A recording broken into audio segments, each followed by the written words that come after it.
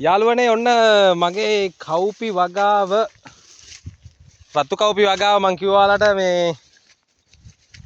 හොඳ අස්වැන්නක් තියෙනවා කියලා මේ කඩන්න තියෙනවා මේ නෝන කවුපි කඩලා නැහැ ඉතින් මේ හොඳට කරල් තියෙනවා මේ කවුපි යට අනිත් එක රතු කවුපි එකේ යට ලොකු එක හොඳට ඇටත් ලොකුයි ඉතින් දැන් අද ඉඳලා ඉතින්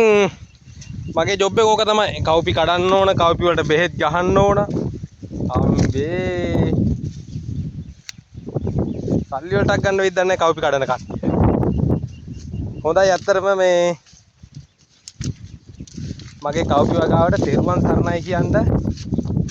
මේ හොඳට තියෙනවා කවුපි විශේෂයෙන් ඔය මේ එක එක සමපෝෂ වර්ග කියන්නේ මේ ත්‍රිපෝෂ ඊට පස්සේ ඔය සේලු රසපෝෂ අක්කා ඔයාගේ මේ පේජ් එකටත් එක කිව්වේ මේ ඔයාලා එක එක යහපෝෂ වගේ දේවල් හදනව නේද ඒවා හදාගන්න මේ ඔයාට දෙන්න පුළුවන් අපිට ඕන කවුපි රතු කවුපි දෙන්න පුළුවන් සුදු කවුපියට දෙන්න පුළුවන් ඉතින් මට එහෙම වුණොත් කෝල් එකක් දෙන්න අවශ්‍ය කෙනෙක් ඉන්නවනේ ඕන කෙනෙකුට පුළුවන් කෝල් එකක් දෙන්න පුළුවන් රතු කවුපියට ඕන තරම් ඉතින් තව සතියක් දෙයක් යනකොට කවුපියට ටික ඔක්කොම තලනවා දැන් වේලෙන් දාලා තින්නේ ඉතින් හොඳ අස්වැන්න තියෙනවා මේ ලොකු කරල් ඉතින් දැන්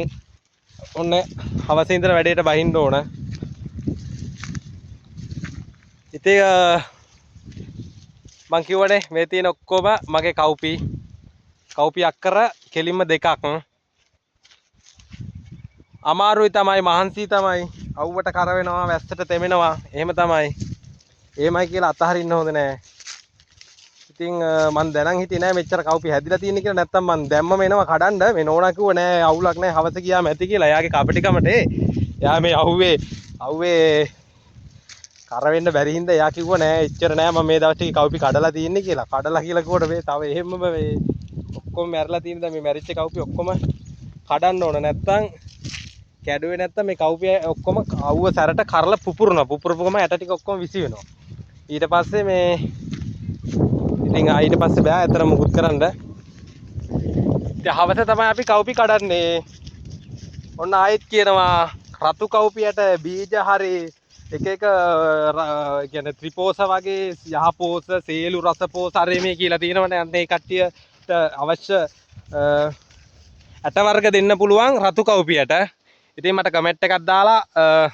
නැත්නම් කෝල් එකක් දෙන්න මට දෙන්න පුළුවන් එහෙනම් හැමෝටම තෙරුවන් සරණයි ජය වේවා